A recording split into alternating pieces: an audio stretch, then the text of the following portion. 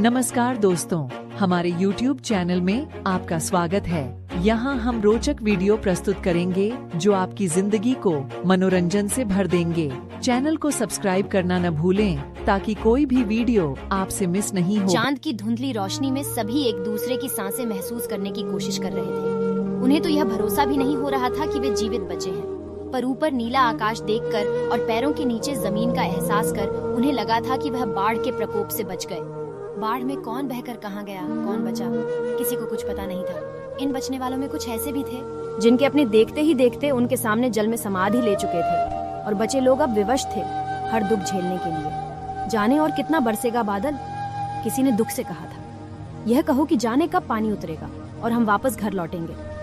ये दूसरी आवाज सबको सांत्वना दे रही थी। घर भी बचा होगा कि नहीं, कौन जाने। तीसरे ने कहा था, इस समय उस टापू पर जितने भी लोग थे वे सभी अपने बच जाने को किसी चमत्कार से कम नहीं मान रहे थे, और सभी आपस में एक दूसरे के साथ नई पहचान बनाने की चेष्टा कर रहे थे। अपना भय और दुख दूर करने के लिए यह उन सभी के लिए जरूरी भी था। चांद बादलों के साथ लुकाछिपी खेल रहा था, जिससे वहाँ गहन अंधकार छा जाता था। तानी ने ठंड से बचने के लिए थोड़ी लकड़ियाँ और पत्तियाँ शाम को ही जमा कर ली थी। उसने सोचा आग जल जाए तो रोशनी हो जाएगी और ठंड भी कम लगेगी। उसने अपने साथ बैठे हुए एक बुजुर्ग से माचिस के लिए पूछा तो वह जेब टटोलता हुआ बोला, है तो, पर गीली हो गई है। तानी ने अफसोस जाहिर करने के लिए लंबी सांस भर ली और कुछ सोचता हुआ इधर उधर देखने लगा। उस वृद्ध ने माचिस निकालकर उसकी ओर विवशता से देखा और बोला, कच्चा घर था ना हमारा। घुटनों तक पानी भर गया तो भागे और बेटे को कहा, जल्दी चल। पर वह तानी एक पत्थर उठाकर उस बुजुर्ग के पास आ गया था। वृद्ध ने एक आह भरकर कहना शुरू किया, मुझे बेटे ने कहा कि आप चलो, मैं भी आता हूँ। सामान उठाने लगा था, जाने कहाँ होगा भी कि बह गया होगा।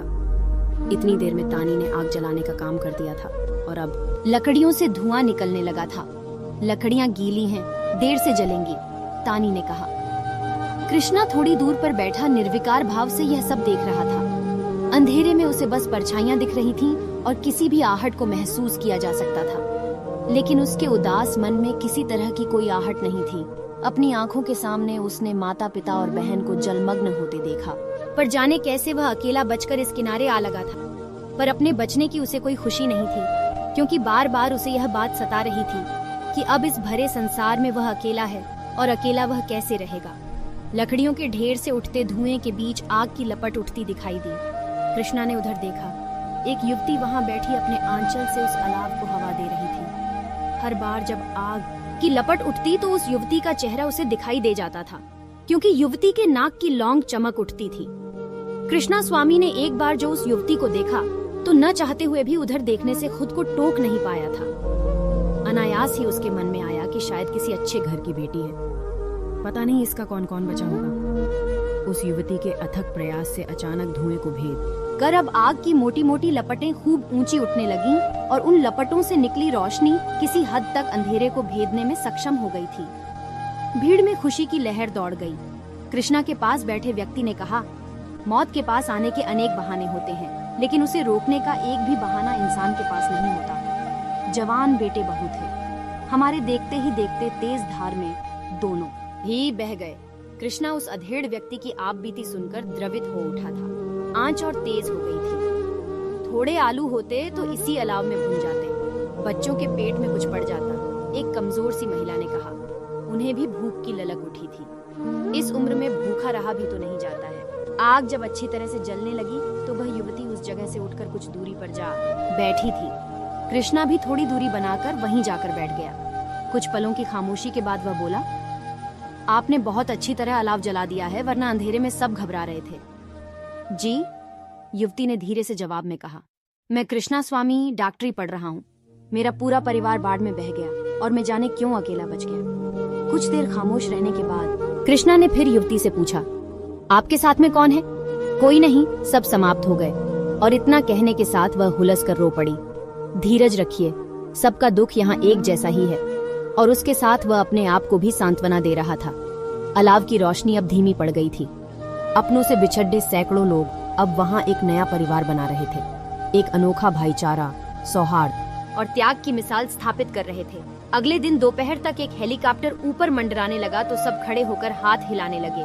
बहुत जल्दी खाने के पैकेट उस टीले पर हेलीकॉप्टर से गिरना शुरू हो गए। जिसके हाथ जो लग रहा था वह उठा रहा था। उस समय सब एक दूसरे को भूल गए थे, पर हेलीकॉप्टर के जाते ही सब एक दूसरे को देखने लगे। अफरा तफरी में कुछ लोग पैकेट पाने से चूक गए थे, तो कुछ के हाथ में एक की जगह 2 पैकेट थे। जब सबने अपना खाना खोला तो जिन्हें पैकेट नहीं मिला था उन्हें भी जाकर दिया। कृष्णा उस युवती के नजदीक जाकर बैठ गया। अपना पैकेट खोलते हुए बोला, आपको पैकेट मिला या नहीं? मिला है, वह धीरे से बोली। कृष्णा ने आलू पूरी का कोर बनाते हुए कहा, मुझे पता है कि आपका मन खाने को नहीं होगा, पर यहाँ कब तक रहना पड़े कौन जाने। और इसी के साथ उसने पहला निवाला उस युवती की ओर बढ़ा दिया। युवती की आंखें छलछला आईं। धीरे से बोली, उस दिन मेरी बारात आने वाली थी। सब शादी में शरीक होने के लिए आए हुए थे। फिर देखते ही देखते घर पानी से भर गया। युवती की बातें सुनकर कृष्णा का हाथ रुक गया। अपना पैकेट समेटते हुए बोला, कुछ पता चला कि वे लोग कैसे हैं? युवती ने कठिनाई से अपने आंसू पोंछे और बोली, कोई नहीं बचा है। बचे भी होंगे तो जाने कौन तरफ हो। पता नहीं मैं कैसे पानी के बहाव के साथ बहती हुई इस टीले के पास पहुंच गई। कृष्णा ने गहरी सांस भरी और बोला, मेरे साथ भी तो यही हुआ है। जाने कैसे अब अकेला रहूंगा, इतनी बड़ी दुनिया में एकदम अकेला। इतना कहकर वह भी रुआंसा हो उठा। दोनों के दर्द की गली में कुछ देर खामोशी पसरी रही। अचानक युवती ने कहा, आप खा लीजिए। युवती ने अपना पैकेट भी खोला और पहला निवाला बनाते हुए बोली, मेरा नाम जूही सरकार है। कृष्णा आंसू पोंछकर हंस दिया। दोनों भोजन करने लगे। सैकड़ों की भीड़ अपना धर्म जाति भूलकर एक दूसरे को पूछते जा रहे थे और साथ साथ खा भी रहे थे। खाते खाते जूही बोली, कृष्णा, जिस तरह मुसीबत में हम एक हो जाते हैं वैसे ही बाकी समय क्यों नहीं एक होकर रह पाते हैं? कृष्णा ने गहरी सांस ली और बोला, यही तो इंसान की विडंबना है। सेना के जवान 2 दिन बाद आकर जब उन्हें सुरक्षित स्थानों पर लेकर चले तो कृष्णा ने जूही की ओर बहुत ही अपनत्व भरी नजरों से देखा। वह भी कृष्णा से मिलने उसके पास आ गई और फिर जाते हुए बोली, शायद हम फिर मिलें। रात होने से पहले सब उस स्थान पर पहुंच गए जहां हजारों लोग छोटे छोटे तंबुओं में पहले से ही पहुंचे हुए थे। उस खुले मैदान में जहां जहां भी नजर जाती थी, बस रोते बिलखते लोग अपनों से बिछुड़ने के दुख में डूबे दिखाई देते थे। धीरे धीरे भीड़ एक के बाद एक कर उन तंबुओं में गई। पानी ने बहाकर कृष्णा और जूही को एक टापू पर फेंका था, लेकिन सरकारी व्यवस्था ने दोनों को 2 अलग अलग तंबुओं में फेंक दिया। मीलों दायरे में बसे उस तंबुओं के शहर में किसी को पता नहीं कि कौन कहां से आया है।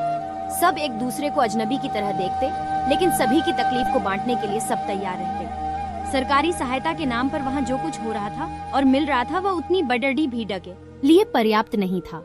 कुछ स्वयंसेवी संस्थाएं भी मदद करने के काम में जुटी थीं। वहाँ रहने वाले पीड़ितों के जीवन में अभाव केवल खाने पड़े का ही नहीं, बल्कि अपनों के साथ का अभाव भी था। उन्हें देखकर लगता था सब सांसें ले रहे हैं। बस उस शरणार्थी कैंप में महामारी से बचाव के लिए दवाइयों के बांटे जाने का काम शुरू हो गया था। कृष्णा ने आग्रह करके इस काम में सहायता करने का प्रस्ताव रखा तो सबने मान लिया, क्योंकि वह मेडिकल का छात्र था और दवाइयों के बारे में कुछ जानता था। दवाइयां लेकर वह कैंप घूमने लगा। दूसरे दिन कृष्णा जिस हिस्से में दवा देने पहुंचा, वहां जूही को देखकर प्रसन्नता से खिल उठा। जूही कुछ बच्चों को मैदान में बैठाकर पढ़ा रही थी। गीली जमीन को उसने ब्लैक बोर्ड बना लिया था। पहले शब्द लिखती थी, फिर बच्चों को उसके बारे में समझाती थी। कृष्णा को देखा तो वह भी खुश होकर खड़ी हो गई। इधर कैसे आना हुआ? अरे इंसान हूँ तो दूसरों की सेवा करना भी तो हमारा धर्म है। ऐसे समय में मेहमान बनकर क्यों बैठे रहे? ये कहते हुए कृष्णा ने जूही को अपना बैग दिखाया। यह देखो, सेवा करने का अवसर हाथ लगा तो घूम रहा हूँ। फिर जूही की ओर देखकर बोला, आपने भी अच्छा काम खोज लिया है। कृष्णा की बातें सुनकर जूही हंस दी। फिर कहने लगी, ये बच्चे स्कूल जाते थे, मुसीबत की मार से बचे हैं। सोचा कि घर वापस जाने तक बहुत कुछ भूल जाएंगे। मेरा भी मन नहीं लगता था तो इन्हें लेकर पढ़ने पढ़ाने बैठ गई। किताब कापी के लिए संस्था वालों से कहा है। दोनों ने एक दूसरे की इस भावना का स्वागत करते हुए कहा, आखिर हम कुछ कर पाने में समर्थ हैं तो क्यों हाथ पर हाथ रखकर बैठे रहे। अब धीरे धीरे दोनों रोज मिलने लगे। जैसे जैसे समय बीत रहा था, बहुत सारे लोग बीमार हो रहे थे। दोनों मिलकर उनकी देखभाल करने लगे और उनका आशीर्वाद लेने लगे। कृष्णा भावुक होकर बोला, जूही, इनकी सेवा करके लगता है कि हमने अपने माता पिता पा लिए हैं। एक साथ रहकर दूसरों की सेवा करते करते दोनों इतने करीब आ गए कि उन्हें लगा कि अब एक दूसरे का साथ उनके लिए बेहद जरूरी है और वह हर पल साथ रहना चाहते हैं। जिन बुजुर्गों की वे सेवा करते थे, उनकी जुबान पर भी यह आशीर्वाद आने लगा था, जुग जुग जियो बच्चों, तुम दोनों की जोड़ी हमेशा बनी रहे। एक दिन कृष्णा ने साहस कर के जूही से पूछ ही लिया, जूही, अगर बिना बाराती के मैं अकेला दूल्हा बनकर आऊं तो तुम मुझे अपना लोगी? जूही का दिल धड़क उठा। वह भी तो इस घड़ी की प्रतीक्षा कर रही थी। नजरें झुकाकर बोली, अकेले क्यों आओगे? यहाँ कितने अपने हैं जो बाराती बन जाएंगे। कृष्णा की आंखें खुशी से चम उठी। अपने विवाह कार्यक्रम तय करते हुए उसने अगले दिन कहा, पता नहीं जूही, अपने घरों में हमारा कब जाना हो पाए, तब तक इसी तंबू में हमें घर बसाना पड़ेगा। जूही ने प्यार से कृष्णा को देखा और बोली, तुमने कभी कबूतरों को अपने लिए घोंसला बनाते देखा है? कृष्णा ने उसके इस सवाल पर अपनी अज्ञानता जाहिर की तो वह हंसकर बताने लगी, कृष्णा, कबूतर केवल अंडा देने के लिए घोंसला बनाते हैं, वरना तो खुद किसी दरवाजे, खिड़की या झरोखे की पतली सी मुंडेर पर रात को बसेरा लेते हैं। हमारे पास तो एक पूरा तंबू है। कृष्णा ने मुस्कुराकर उसके गाल पर पहली बार हल्की सी चिकोटी भरी। उन दोनों के घूमने से पहले ही कुछ आवाजों ने उन्हें घेर लिया था। कबूतरों के इन घरों में बारातियों की कमी नहीं है, तुम तो बस दावत की तैयारी कर लो। बटाती कृष्णा की बातें सुनकर जूही हंसती, फिर कहने लगी, ये बच्चे स्कूल जाते थे, मुसीबत की मार से बचे हैं। सोचा कि घर वापस जाने तक बहुत कुछ भूल जाएंगे। मेरा भी मन नहीं लगता था तो इन्हें लेकर पढ़ने पढ़ाने बैठ गई। किताब कापी के लिए संस्था वालों से कहा है। दोनों ने एक दूसरे की इस भावना का स्वागत करते हुए कहा, आखिर हम कुछ कर पाने में समर्थ हैं तो क्यों हाथ पर हाथ रखकर बैठे रहें। अब धीरे धीरे दोनों रोज मिलने लगे। जैसे जैसे समय बीत रहा था, बहुत सारे लोग बीमार हो रहे थे। दोनों मिलकर उनकी देखभाल करने लगे और उनका आशीर्वाद लेने लगे। कृष्णा भावुक होकर बोला, जूही, इनकी सेवा करके लगता है कि हमने अपने माता पिता पा लिए हैं।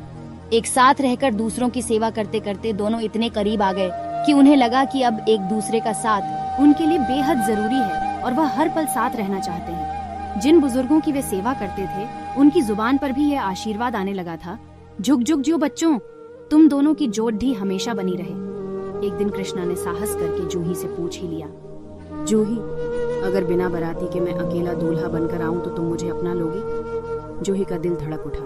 वह भी तो इस घड़ी की प्रतीक्षा कर रही थी। नजरें झुकाकर बोली, अकेले क्यों आओगे? यहाँ कितने अपने हैं जो बाराती बन जाएंगे। कृष्णा की आंखें खुशी से चमक उठी। अपने विवाह का कार्यक्रम तय करते हुए उसने अगले दिन कहा, पता नहीं जूही, अपने घरों में हमारा कब जाना हो पाए, तब तक इसी तंबू में हमें घर बसाना पड़ेगा। जूही ने प्यार से कृष्णा को देखा और बोली, तुमने कभी कबूतरों को अपने लिए घोंसला बनाते देखा है? कृष्णा ने उसके इस सवाल पर अपनी अज्ञानता जाहिर की तो वह हंसकर बताने लगी, कृष्णा, कबूतर केवल अंडा देने के लिए घोंसला बनाते हैं, वरना तो खुद किसी दरवाजे, खिड़की या झरोखे की पतली सी मुंडेर पर रात को बसेटा लेते हैं। हमारे पास तो एक पूरा तंबू है। कृष्णा ने मुस्कुराकर उसके गाल पर पहली बार हल्की सी चिकोटी भरी। उन दोनों के घूमने से पहले ही कुछ आवाजों ने उन्हें घेर लिया था। कबूतरों के इन घरों में बारातियों की कमी नहीं है, तुम तो बस दावत की तैयारी कर लो, हाजिर हो जाएंगे। उन दोनों को एक अलग सुख की अनुभूति होने लगा माता पिता, भाई बहन, सबकी प्रसन्नता के फूल जैसे इन लोगों के लिए आशीर्वाद में झड़ रहे हैं। आपका समय निकलकर हमारे साथ था, इसके लिए आपका धन्यवाद। अगली बार फिर से मिलते हैं नए और रोचक वीडियो के साथ। चैनल को सब्सक्राइब करना न भूलें। धन्यवाद और शुभकामनाएं।